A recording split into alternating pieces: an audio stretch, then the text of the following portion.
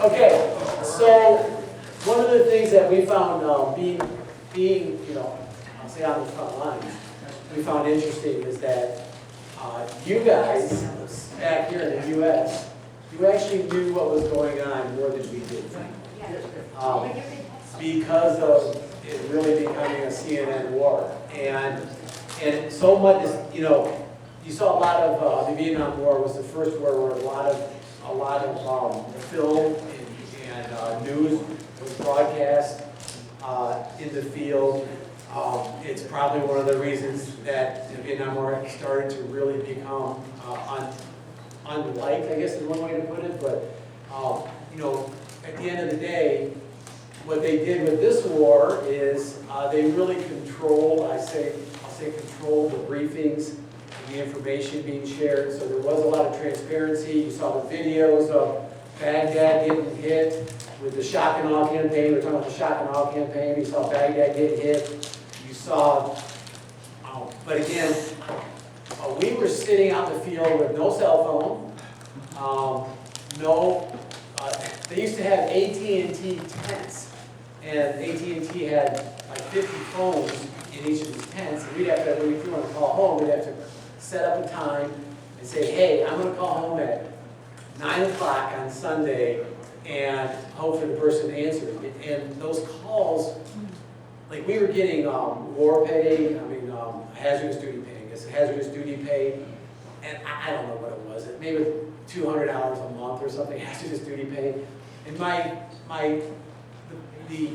I remember the AT&T, like they weren't even giving, the government wasn't even paying for this, like we paid for it ourselves, and it was like $3 a minute, right? So we would call home for 20 minutes, and it cost us maybe 40 or 50 bucks to call home.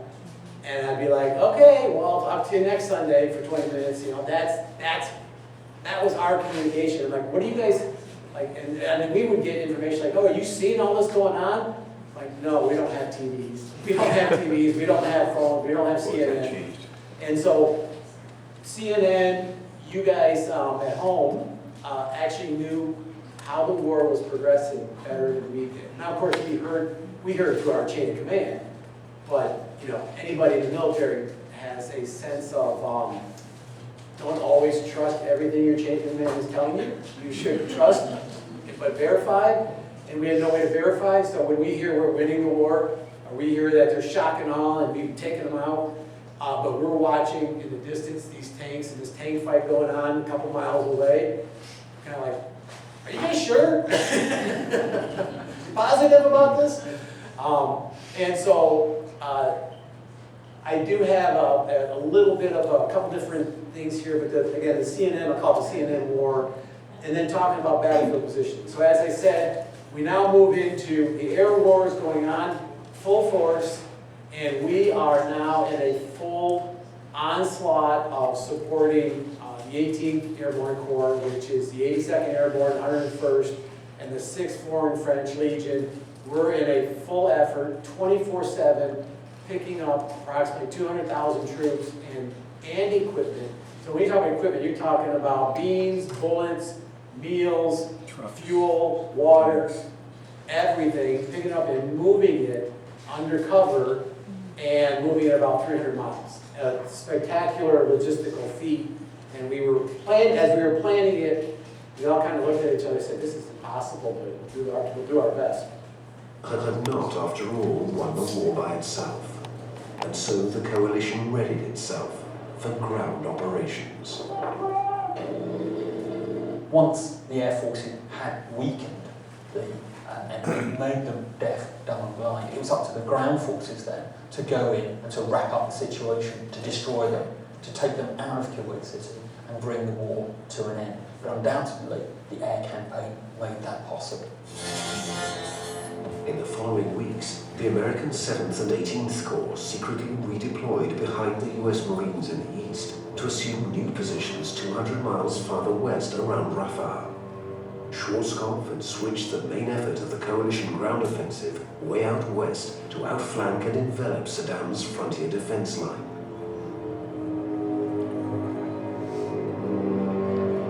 Schwarzkopf's final strategy for the ground war represented a well-orchestrated operational-level master plan. Each of its various elements dovetailed together to produce a synchronized effort that would swiftly deliver decisive success. The first element of the plan involved attacks by US Marines and Arab forces in the east, striking directly towards Kuwait City. Simultaneously, Marine amphibious forces would maintain the deception of an impending amphibious assault on the Kuwaiti coast. In order to ensure that the Iraqi army held still for the operations that the coalition was going to conduct, they had to fix the Iraqi army in place. And the way that the coalition fixes the Iraqi army is by moving on Kuwait City. That focuses the Iraqis' attention on Kuwait. It ensures that they can't easily turn around to fight the coalition's more mobile armored forces in Iraq because they are in the middle of fighting in and around Kuwait.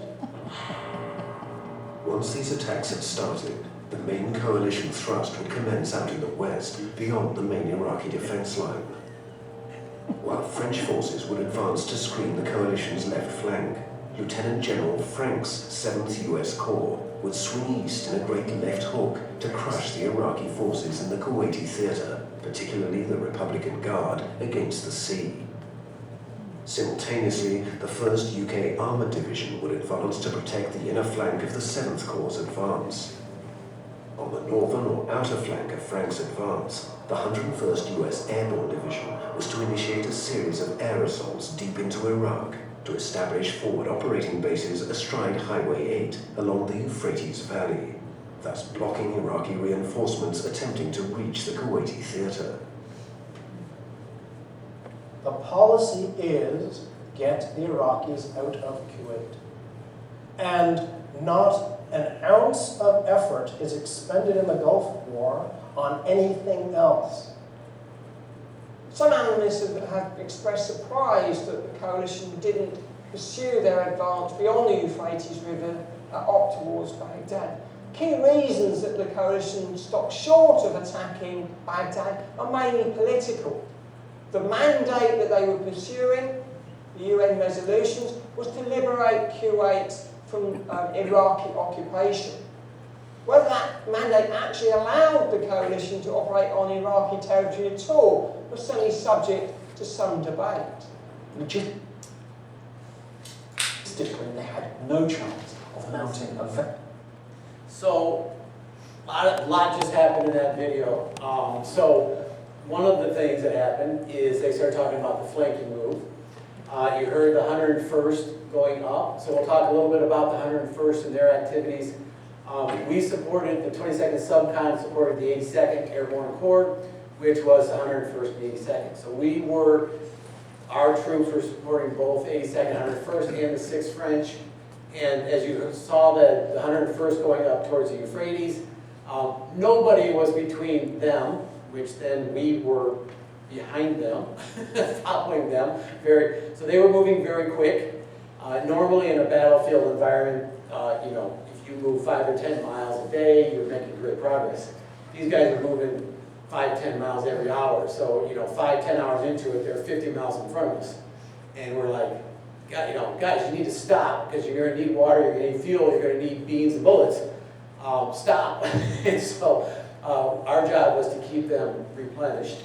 And they were moving so fast, that was a very difficult job. But as you get up to the Euphrates there was nobody, as he mentioned, nobody between us and Baghdad.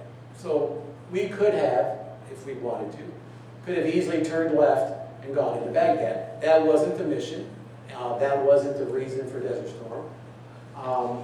And we also knew, and I'm actually very glad personally that we didn't, because we weren't really trained for urban warfare in Baghdad, or equipped for that. And we knew, or heard anyway, that Saddam had upwards of 20,000 police guards guarding him in his life. And he had, again, like 20 different bunkers that went 5, 10 stories deep. Would have been very, very difficult to find. We would have lost a lot of troops just to go get him. And you'll see, you know, going forward, the expectation was the people would rise up against it, which they did, but we'll talk about that here in a second. So a lot happening in that clip, but what you see there is the flanking move in action there, and the decoy of, so the Marines coming off the water never actually landed. They kept threatening to land. They kept threatening to land, and I'm sure the Marines were like, let us go, let us go. And they never actually went and landed, and then coming in from the south, they did come in from the south, and so basically the Iraqi forces were left to defend Kuwait and didn't even know we were coming up around the side there.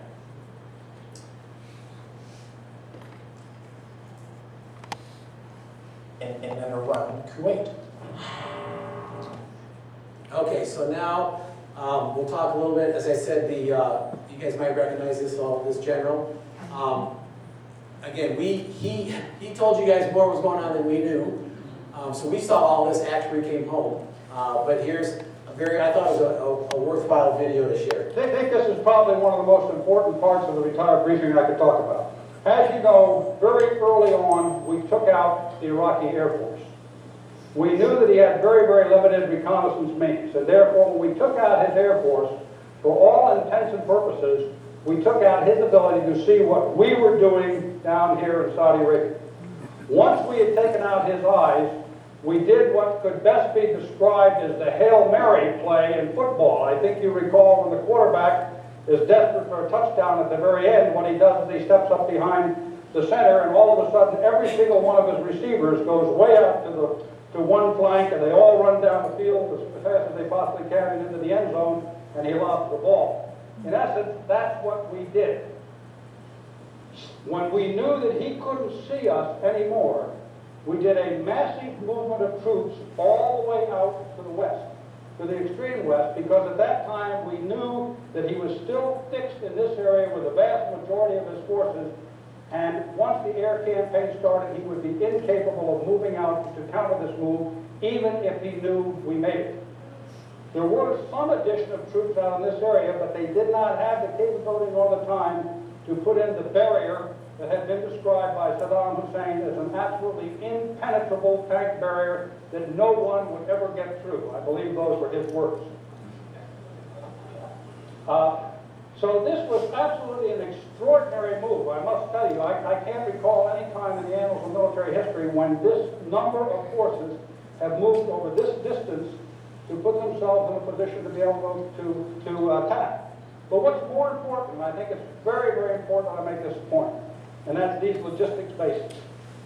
Not only did we move the troops out there, but we literally moved thousands and thousands of tons of fuel, of ammunition, of spare parts, of water, and of food out here into this area because we wanted to have enough supplies on hand so that if we launched this and we got into a slugfest battle, which we very easily could have gotten into, we'd have enough supplies to last for 60 days. It was an absolutely gigantic accomplishment, and I can't give credit enough to the logisticians and the transporters who were able to pull this off, to the superb support we had from the Saudi government, the literally thousands and thousands of drivers, really of every national origin who helped us in this move out here. And of course, great credit goes to the commanders of these units who were also able to maneuver their forces out here and put them in this position. But as a result, There you go. Interesting. Thank you. So, Schwarzkopf was, we actually reported to, up through a guy named Gus Pagonis. And Gus Pagonis, who was written up on logistics magazines and annals around what a incredible logistics feat that was, that Gus pulled off. And then Schwarzkopf, and then you might remember Colin Powell were the two senior commanders at the CENTCOM briefings. But the logisticians were run by Gus Pagonis, really just an amazing battlefield leader and logistician. And so you heard the discussion there around, the logistics bases, and so you've heard me talk about Log Base Bravo when we were really close to the front line, and then we moved out to Log Base Charlie, conducted operations on Log Base Charlie. We moved our Log Base Charlie like probably 3 or 4 times. We weren't really even sure if we were in Saudi Arabia or Iraq. We just had no idea. There's no border patrol. There's no line in the sand. It's like, I don't know. I think we're in Saudi Arabia, but we could be Iraq. We're somewhere real close here. And that was just kind of where we, again, we're just trying to follow the very hard charging special forces and trying to support the special forces the best we could. So that's where I talk about being a very fluid battlefield. It was rapidly changing. You never really knew where you were at and didn't have GPS.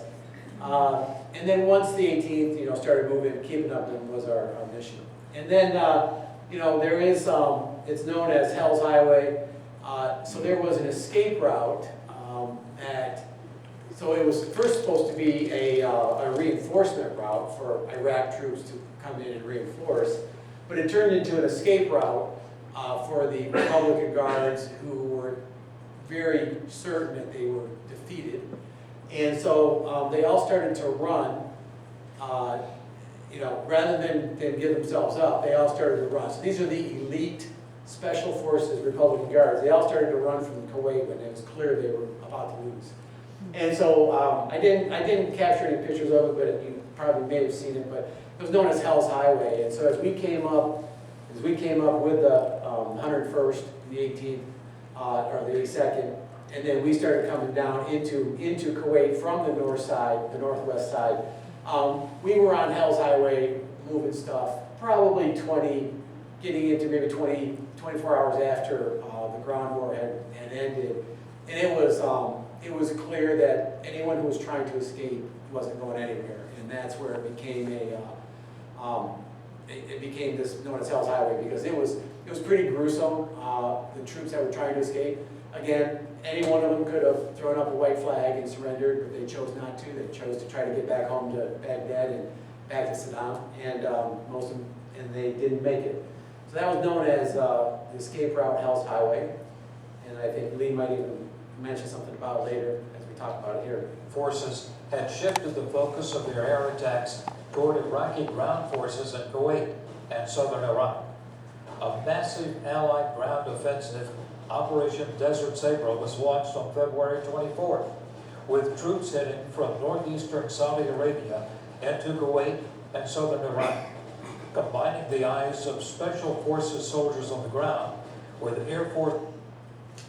So that's a little bit about the map. If you saw the map there of all the different troops and all the different troops here. So as I pointed out here, as you look at, so that had the picture of all the patches.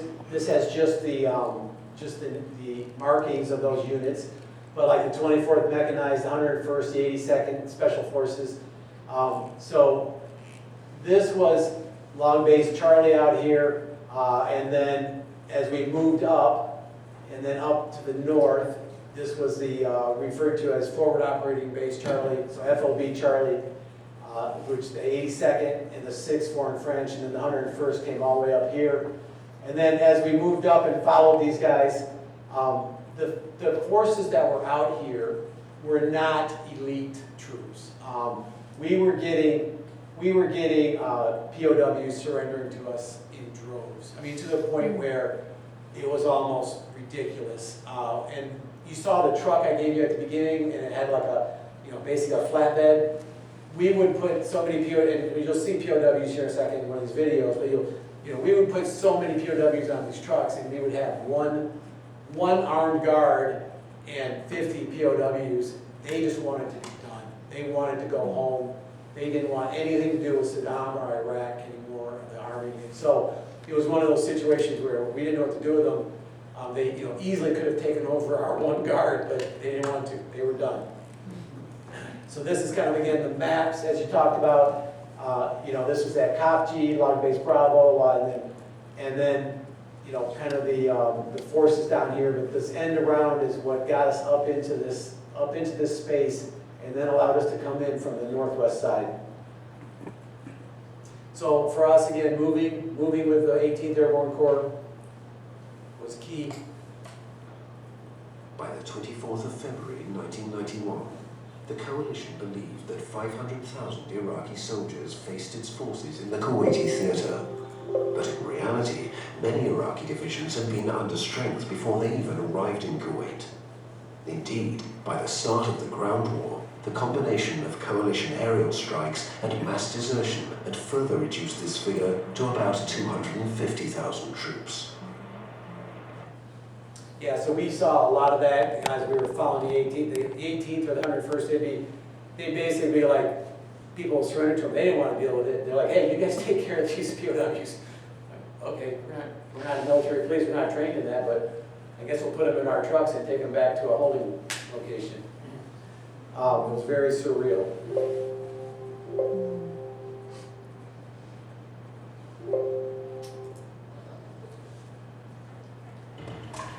And this is the 101st, talking about their FOB chart.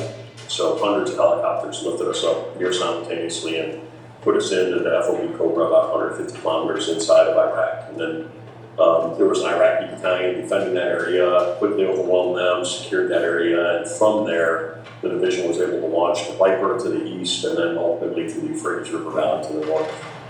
Ferrying the 101st troops and equipment into the objective area, Forward Operating Base Cobra became one of the largest helicopter-borne operations in military history. So again, the 101st being the unit that During the 24th and 25th of February, as Franks' armour charged northeast in a great wheel, the 101st US Airborne Division launched a series of air assaults up to 110 miles deep into Iraqi territory to isolate the Kuwaiti theatre from any Iraqi reinforcements. Meanwhile, in the east, the gung-ho US Marines continued their frontal assault towards Kuwaiti City. The early successes achieved by every coalition assault during the first 24 hours of the ground war prompted Saddam to order a phased withdrawal north out of Kuwait on the 25th of February. This withdrawal, however, soon degenerated into a rout characterized by mass surrenders. Some dispirited Iraqi soldiers even surrendered to an unmanned reconnaissance plane.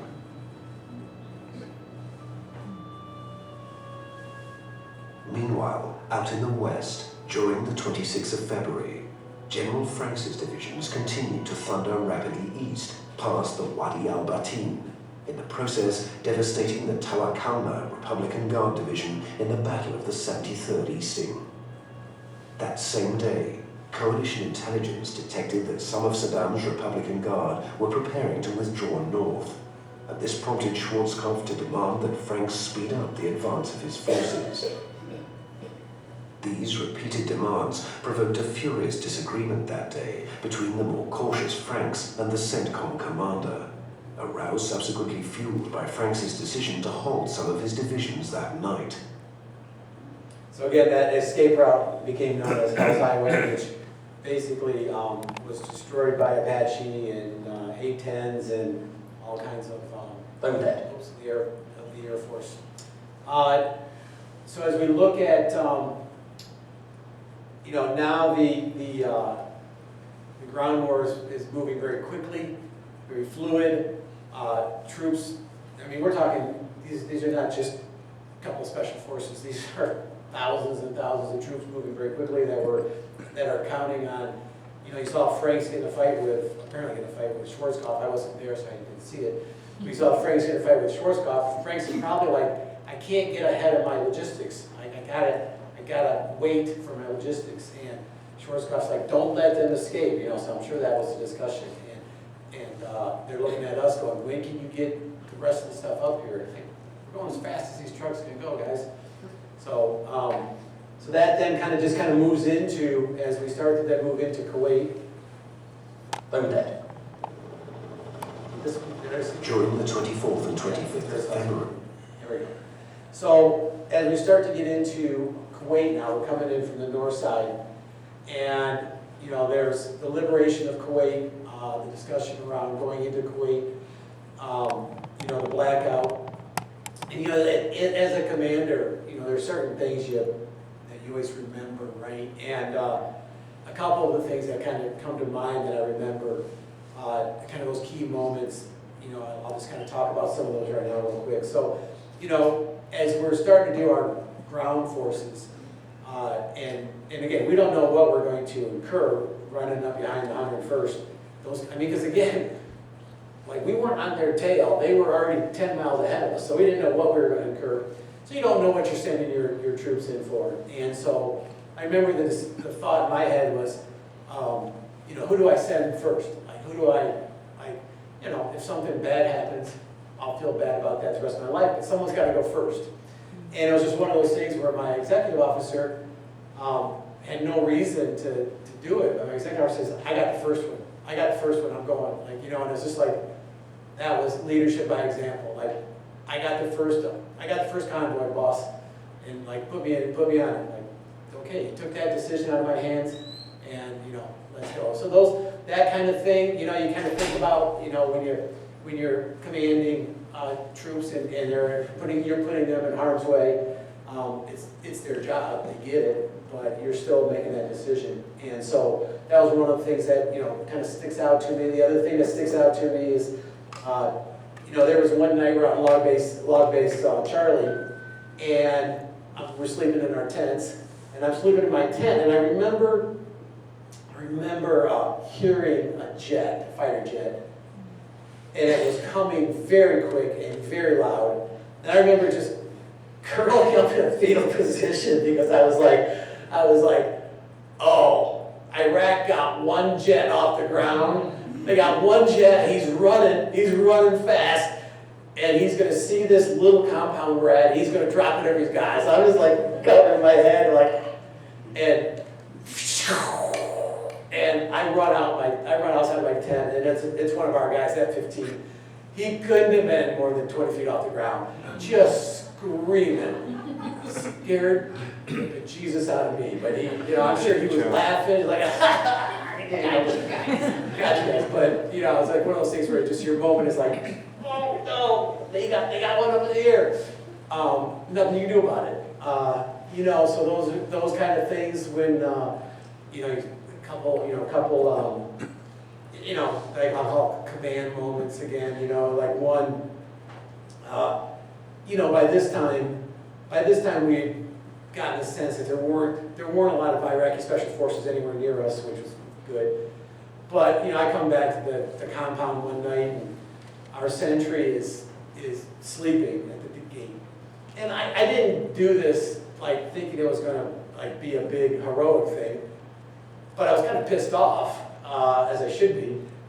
And I get out of the truck I'm in, and I get in this person's face, and I'm just threatening to court-martial them, and you know, you're letting your troops down, just going off. And again, it was almost like one of those things where I just wanted to scare the crap out of him, and I get this, just yell at him, jump straight up, like freaking out, and then like rumor went around, you know, the CO's monitoring the sentries. CO, you guys, and the next person's getting court-martialed. You know, it's like you know, one of those things where I didn't do it on purpose, but from a morale and from a leadership, a command standpoint, it was the absolute right thing to do.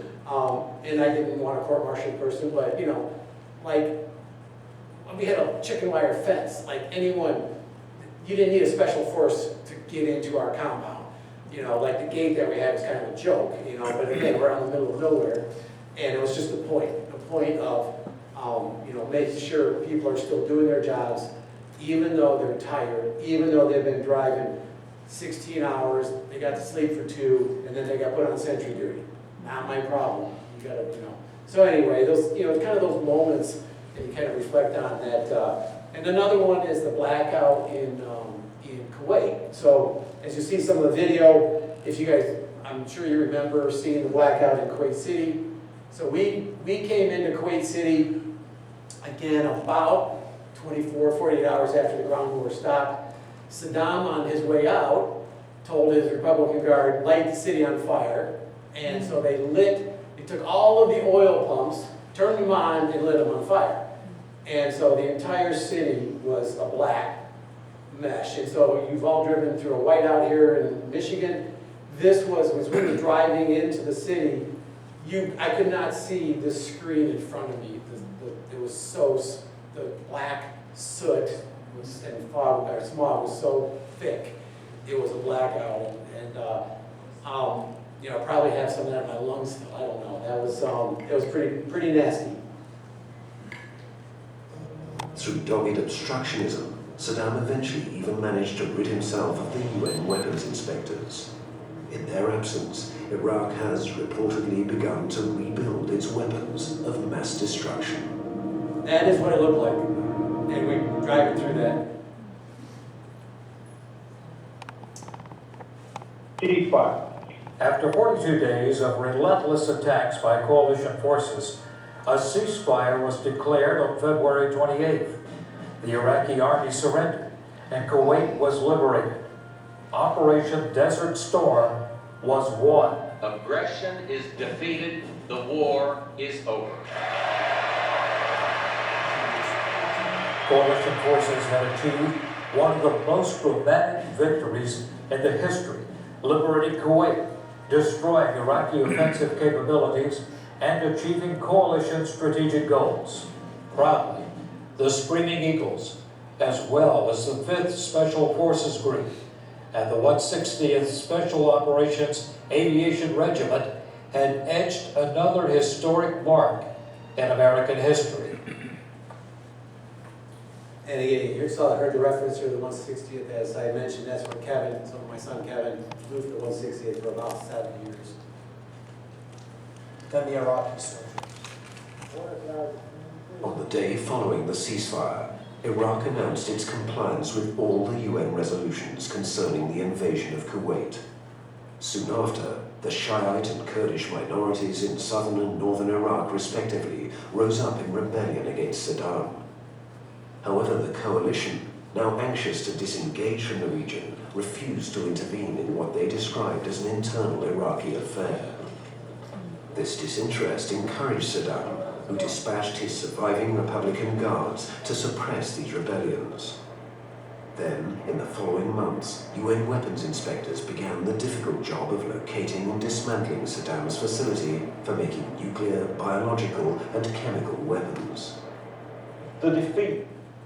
So as you look at some of the things in hindsight, at the time, we were really surprised that we being on the ground, surprised we did not support the uprising in war. We all thought that the defeat that Iraq had suffered, the people would uprise against Saddam and they would find him and hang him. And the Kurds started that, and he shut them down. And you'll hear of the Afghanistan war next week, in the next couple weeks, and some of the other conflicts might not have happened, at least not the way they did happen, had the Kurds been successful. And it is really too bad that we didn't support that uprising to kill. So our job wasn't to kill Saddam, but we certainly were happy if someone else did, and we didn't support that, and it's really too bad, because I think it allowed for that to continue, and then probably the Iraq and Afghan war that took place. You talk about the chemical weapons there, you heard about the chemical weapons there, and we all know what happened when we went into Iraq, and we thought he had the chemical weapons, and it turns out either he never rebuilt them or didn't have them. I guess don't know. But it is too bad that some of these things happened that ended up leading to 9/11, which ended up leading to a 20-year Gulf War that you'll hear a lot more about in the next couple of weeks. And I had, when we talk about liberation of Kuwait, to me it felt like, to be honest with you, it felt like the liberation of Europe. Because when we rolled in, again, 24, 48 hours after conflict, we rolled in to cheering crowds, waving banners, Kuwaitis celebrating, hugging us, kissing us, I guess they weren't kissing us, but hugging us, waving American flags, thanking us, telling us about the atrocities that they had personally seen or had witnessed and or had against them and their family members. And so it was a very good feel of the liberation. And again, things you remember. I remember I carried a sidearm my entire time there, and so I still carried a sidearm while I was in Kuwait. But I didn't carry my M16. We didn't wear flak vests. We didn't actually have flak vests back then. We didn't have Kevlar flak vests. I remember walking around the mall that got reopened with just like this, with a 45 on my hip or my shoulder holster, and didn't think about any danger at all. And so very weird, actually, within that amount of time after war, felt perfectly safe, perfectly accepted, and we really felt like the liberators that we had come to do. And it was a very surreal feeling. And we ended up spending a couple weeks in Kuwait City, clearing the airports out. We cleared a lot of ammunition out of the airports and took it to the disposable EOD sites. I still wonder to this day if some of those weren't chemical weapons, and I still wonder if some of my troops had gotten exposed to things that we just didn't know at the time. We had an unusual amount of cancer in our group, and it's possible that some of that did happen, and some of the local commanders used chemical weapons and never got reported or never got validated. So we will never know. But one example was we had some troops that came back from a trip and they were delivering APCs, and they basically said, yeah, we got to the site and the NBC alarms were going off, but the MPs were like, don't, they're malfunctioning, right? And then we all kind of were sitting back at the operations tent like, are you sure those are malfunctioning? Okay. Again, you expect the people, the active duty MPs that are there, they know what they're doing. Why are these alarms going off? And I always feel bad if some of my people got exposed, but we did everything we could to make sure they didn't. And unfortunately, maybe some of them did. It's really sad. But I was telling the guys, as you look at that first picture, probably 25 to 35% of that troop is now gone. Now, it's 35 years ago, and some people were 30, 35, 40, so they're, it's not completely unusual, but anyway, that's, as we were in Kuwait, cleaning up, felt very safe, felt like we were liberated, very welcome, very much appreciated, and it was a really good feel. And so as we moved from Kuwait, we then moved to a place called KKMC, King Khalid Military City. And I took one little snapshot of KKMC, because you can't really see it, I'm sure, from the distance. But the point being, there was a lot of building going on, and Lee actually was talking about it earlier, he knew about it. This was a military city that was being built in Saudi Arabia, and they had all kinds of brand new buildings and air conditioning that the Air Force got to stay in.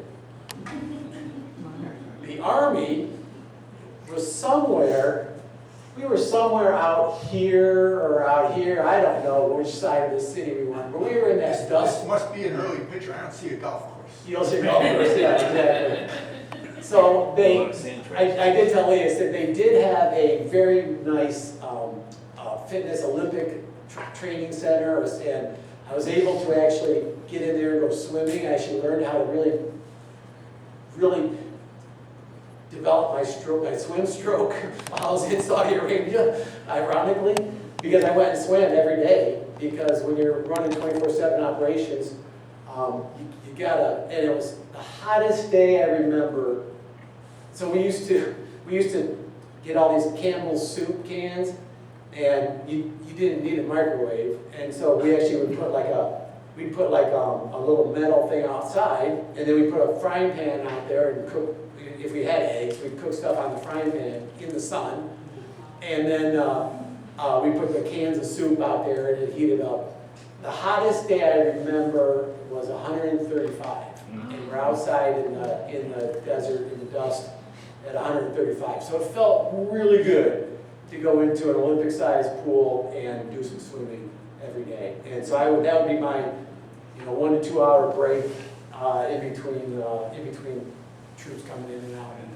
So the challenge for us before we got repatriated to the United States, the challenge for us is, as logisticians, we were the last to go, and we kind of knew that was going to be the case, but we didn't want to accept it, including myself. And while I was there, again, you talk about kind of leadership and leadership by example. We were sending people home for family emergencies, and I personally chose that Kevin being born wasn't a family emergency, and didn't go home for that. And Kelly didn't, I guess she didn't have a choice. But Kevin did, my son, go into the hospital at 6 weeks old. And he went into the hospital, and it took the Red Cross about 3 days to find me, because we were, again, in the middle of the desert. The Red Cross had no idea where we were at. And so by the time they found me, they said, yeah, your son went into the hospital, you need to call home immediately. That was 3 days ago. So I knew that 3 days later, he was either going to be fine or he was going to be gone. I mean, that's kind of and so that call was a very, walking to that AT&T phone, I got to pay for this call at $3 a minute to find out this news. And at that point, then Kelly was not very happy that I was stuck there and not able to come home. And so we had a lot of people who would come up with, yeah, my sister's dog is having surgery. I need to get home for it. Like, no. Nope. That ain't happening. And so you kind of set the precedent right at the top, and that's just one of those things you do. And that's why Kevin, those who know Kevin, I always tell him, I say, Kevin, I'm really sorry you have abandonment issues and you were left at birth. But, and he always says, Dad, stop telling that joke, it's so stupid. Anyway, I love the kid. And so we spent 3 months at KKMC, moving all the equipment, getting it ready to go back and or to turn over to the Saudis. In most cases, I think it was just turning over. We were moving all the stuff we moved up, we're moving it back now. And morale was a challenge, because the troops were seeing the combat troops go home, and us combat support troops were staying there to clean up. And again, when you think about leadership issues, there was definitely some leadership issues going on in those last couple of months in morale. And it's just one of those things where I remember one time I'm up in front of everybody, and normally I was a nice guy, but I'm up front and I'm just using every 4-letter word I can. And I'm like, you want to take me on? Let's go. You going? It was just one of those dog fights with the troops. And in the end, we stayed one of the last groups out, and we came home in July. And most troops came home in April, May, June. We came home in July and actually made the LaPorte July 4th parade. And nobody wanted to go. Everyone's like, we're going home. We're not going to the parade. I'm like, this is my last command of this deployment. You will be at the LaPorte County, or LaPorte parade. And everybody actually did show up, and they were actually very glad. It was, again, very different coming home than a lot of Vietnam veterans experienced. Very different from the standpoint of how we were received and treated like heroes. And I think, here's a letter from Colin Powell talking about the logisticians of Operation Desert Storm. So really acknowledging the logistical effort and what happened from the logisticians. So that's a letter we got from Colin Powell. We got, as a unit, we got the Presidential Unit Meritorious Citation. It's a very prestigious award. And that's because we drove 1.4 million mission miles without a serious accident or death in the whole 1.4 million miles. And so getting that award was a very, it's a very special award for the unit and for us. And as a commander, I felt very privileged to have commanded that troop and to get that kind of on board. And then coming home, this picture here, so Kevin, you know, that's the first time I had ever seen Kevin when I got home, and we had the homecoming event where everybody showed up and welcomed us home. And with that, that's where we're at.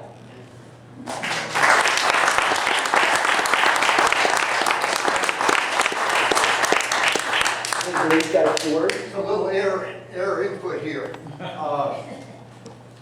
None of this could have happened without two experienced guys, Powell and Schwarzkopf. Vietnam vets who experienced chain of command issues. If you guys remember, we didn't go in there until we had everything in place to overwhelm them. Talked about the 2 radar sites that Special Ops took out. Same time, we had the 117s going in, took out the communications up in Baghdad. So they lost their radar, they lost their ears. Communication, command control communication, is what makes wars efficient or collapse.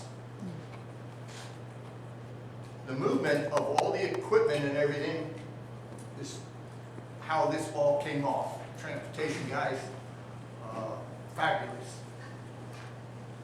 I stayed in Germany, but we supplied a lot of stuff going down. Once we got the communications taken out and the radars taken out, and that was, those first 2 radars were the important ones. There were more radars. There were more air bases.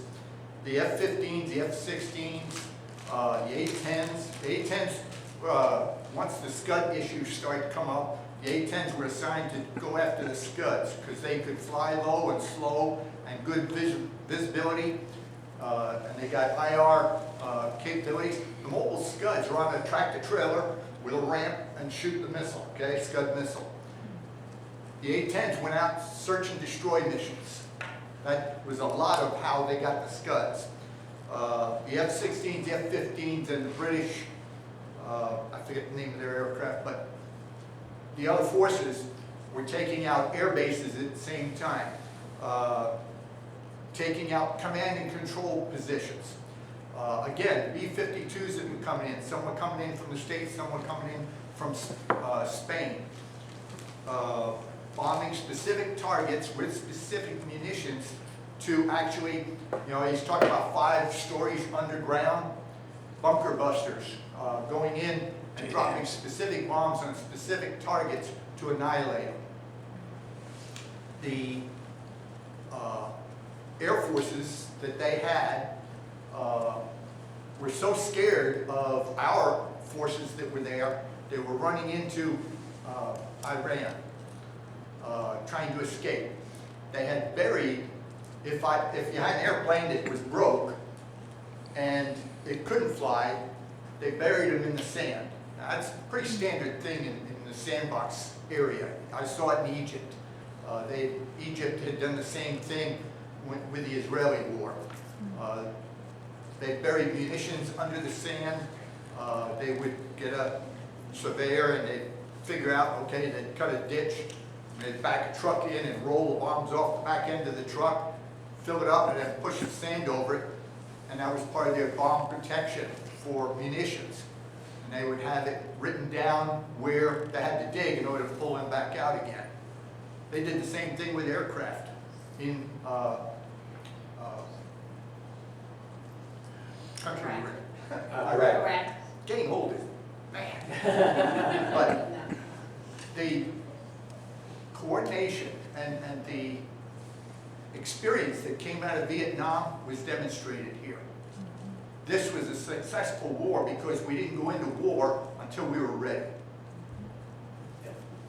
Thank you. I forgot my one claim to fame in the theater, the entire theater of Desert Shield, Desert Storm. So as you remember, I took command of the unit as a lieutenant. That was supposed to be a captain's job. We had no captains in northern Indiana who wanted to or Michigan who wanted to take the job apparently. So I got it as a lieutenant. Then when we got activated, they threatened, I say they, I mean, I don't know, somebody in the higher command said, you might get an active duty captain to come take command. And I think our chain of command went to bat for me, saying, no, you got the right guy, leave it alone. And so, so I was, my only claim to fame, the entire thing was, I was the youngest company commander in the theater. So I was 25 when I took over command of the unit. So at 25, I had command of the unit. And so what happened was, every time you go to the quartermaster and try to get equipment or try to get, you know, anything, they would say, well, I'm not giving it to you, you lieutenants. Tell your commander to come, and then we'll see what we can do. And so one of the guys had a shirt made that basically, I am the effing commander. And so it was, my claim to fame was the youngest company commander in the theater. So, there you go. Thank you. All right, Larry, anything else? Questions? Any more questions? Any more questions? Q&A? What about the tower? You mentioned, remind me. Oh, the tower, oh yeah, you know what, when we went into Kuwait, you know, as I said, we walked around, felt very, very safe. So we thought, well, let's go check out these towers, because the towers were all blown out. Like the windows, like the place, they were all blown to pieces. The Iraqi troops had taken position up there, and probably had positions up there to try to shoot on Marines that were gonna land, and so they knocked all the windows out, blew everything out, and whatnot. And because we had gotten there so quick, it clearly had not been cleared. And so it wasn't the wisest decision for us to kind of climb up these 70, 60 floors to the restaurant area and walk around the restaurant area and kind of look off the side, you know, kind of looking down 60, 70 floors, like, okay. I mean, could have easily have been booby trapped or you know, something where we could have fallen, whatever. We shouldn't have done that, but yeah, we got there taking pictures like we're tourists, you know, and fortunately, nothing happened anyway. That would have been pretty stupid to get through the war and then afterwards do something stupid like that. Anyway, that was it. No questions? I told my friends who came, I said, you can ask me hard questions if you want, and no hard questions. All right. Did you ever make captain? Yes. Yep, that's what this is here. Oh, this one. Yeah, I did finally make it. Took a while. Okay, well, thank you. Thanks for coming, everyone.